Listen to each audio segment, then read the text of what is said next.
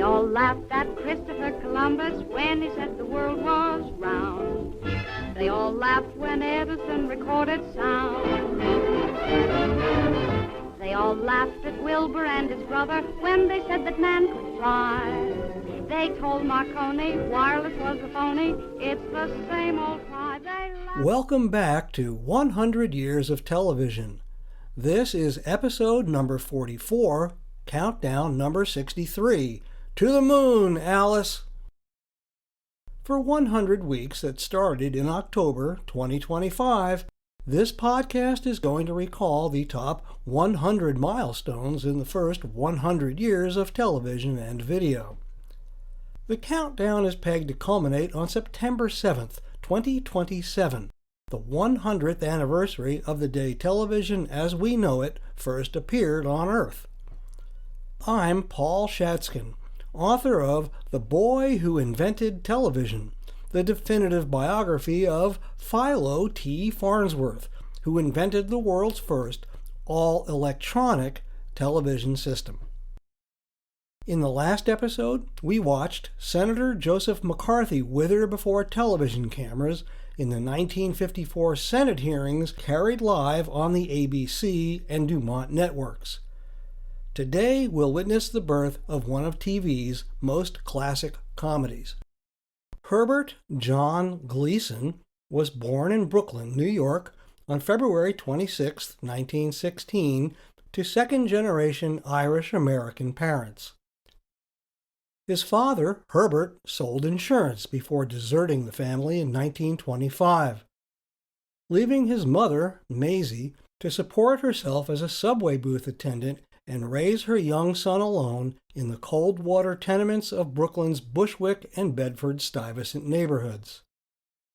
Maisie's rambunctious son was a poor student, preferring to spend more time in pool halls and vaudeville houses than at school. He gave up formal education altogether at age 16 when Maisie died in 1932. As a teenager, Gleason spent his time hustling pool, doing odd jobs around Brooklyn, and hanging out in clubs, marveling at the comics and MCs who could hold a room with just timing and swagger. He performed in local amateur nights until he found steady work in rough-and-tumble clubs up and down the East Coast, learning to read audiences, pace a laugh, and fill a stage with a larger-than-life personality. Though he was born Herbert John, everyone in Brooklyn knew him as Jack, and as his popularity grew on the club circuit in the 1930s, audiences came to know him as Jackie Gleason. From the club circuit, Gleason graduated to small parts on Broadway and in B movies. By the 1940s, he was doing radio comedy and character roles in Hollywood. But Gleason's broad comic style proved better suited to the close-up intimacy of the smaller screen of television. In 1950, he took over the DuMont Network's variety show Cavalcade of Stars, where he developed such vivid characters as the champagne-swilling aristocrat Reginald Van Gleason III and the warm but world-weary confidant Joe the bartender. And then Jackie Gleason breathed life into a loudmouthed Brooklyn bus driver named Ralph Kramden. On October 5, 1951, the blustery Kramden character made his first appearance on Cavalcade of Stars in a sketch called The Honeymooners, with Pert Kelton as Ralph's beleaguered wife Alice and Art Carney as their neighbor, the New York sewer worker Ed Norton. With the arrival of Ralph, Alice, and the Honeymooners, Cavalcade of Stars made Jackie Gleason a sensation on the struggling DuMont network. The bigger players sat up and took notice. In 1952, CBS lured Gleason away with one of the richest contracts in television, a reported $11,000 a week, which is roughly equivalent to about $135,000 per week or $7 million a year in 2026 dollars. Throw in a share of the show's profits that CBS also agreed to, and Jackie Gleason became one of the highest-paid entertainers in America, rivaling even the most famous Hollywood stars. The new Jackie Gleason show premiered on September 20th, 1952, from CBS Studio 50 in Manhattan, now known as the Ed Sullivan Theater, and it instantly became one of the network's biggest hits. The show started out with the usual mix of elements: the live orchestra, dancers, monologues, sketches, and recurring characters, all revolving around Gleason's uncanny mix of precision and spontaneity. He famously refused to rehearse, preferring instead to rely on instinct and timing. In that environment, the Honeymooners evolved into 10 and 20-minute domestic comedies. Ralph and the sharp-tongued Alice pulled in larger audiences every week, their dialogue often punctuated with Ralph threatening to send his wife bang soon. I'm going to the moon! For the 3 seasons that The Jackie Gleason Show aired on CBS, from the fall of 1952 until the spring of 1955, it sat near the top of the national Nielsen ratings, second only to TV's biggest hit, I Love Lucy. Gleason was convinced that one reason Lucy consistently outranked him was the sheer visual quality of the show. Because of the bargain Desi Arnaz struck with CBS to produce I Love Lucy on 35mm film, every episode looked like a Hollywood movie. The Jackie Gleason Show looked like, well, television. Through friends he'd maintained from his early years with DuMont, Gleason was aware of a development that could not only put his show on a visual parity with Lucy, but could also give him a leg up in preserving the live performance aspect of his comedy. At DuMont, engineer James L. Cadigan mounted both an Image Orthicon-based live television camera and a 35mm film camera on the same pedestal, arranging them so that they shared a single lens. The light passing through that lens was split. One path fed the live broadcast, the other was recorded on high-quality film stock. The resulting camera was a bit of a beast, but 2 months after the DuMont Electronicam was announced, Gleason put his show on hiatus so that he could focus on developing the Honeymooners into a half-hour sitcom. DuMont's hybrid camera was central to his plans. Even though I Love Lucy was filmed before a live studio audience, each episode was shot film style, the stop-and-start multi-take method borrowed from feature films. Gleason wanted the best of both worlds. He wanted the non-stop spontaneity of a live television broadcast and the flexibility of film editing and distribution. DuMont's system was uniquely suited for that purpose. Gleason not only insisted that CBS use 3 Electronicams, but he arranged for the Honeymooners to be shot at the Adelphi Theater on West 54th Street, a DuMont-owned facility. The Honeymooners premiered on Saturday 1st, October 1955 at 8:30 p.m., with Audrey Meadows replacing Pert Kelton as Alice, Art Carney reprising his role as Ed Norton, and Joyce Randolph joining the cast as Ed's wife, Trixie. Slotting the show at 8:30 on Saturdays was a bold counter-programming move by CBS. The thinking behind slating Kramden and Company directly opposite Perry Como's highly rated Kraft Music Hall on NBC was simple. Como attracted a family audience. Gleason would appeal to the working class looking for laughs instead of songs. The scheduling was daring, but didn't really work out as CBS had hoped. The Honeymooners started out on a high note, but its ratings never matched Perry Como's. According to the Nielsen rankings, the Honeymooners finished 19th overall for the 1955-56 season. Respectable, but far below Gleason's variety show, which had consistently ranked in the top 10. The Honeymooners was by no means a flop. It drew millions of viewers every week, but its ratings declined steadily into the spring of 1956. At that point, Gleason was exhausted from the grind of writing, rehearsing, filming, and editing a show every week, and, satisfied the concept had run its course, pulled the plug after filming only one season of 39 episodes. Part of what has given those 39 episodes their lasting appeal was the unique hybrid that DuMont's Electronicam delivered.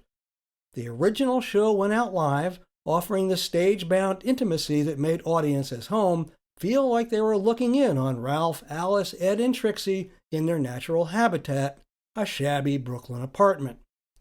Then the film copy was fine-tuned in editing, producing from that one season what has gone down in TV history as The Honeymooners Classic 39.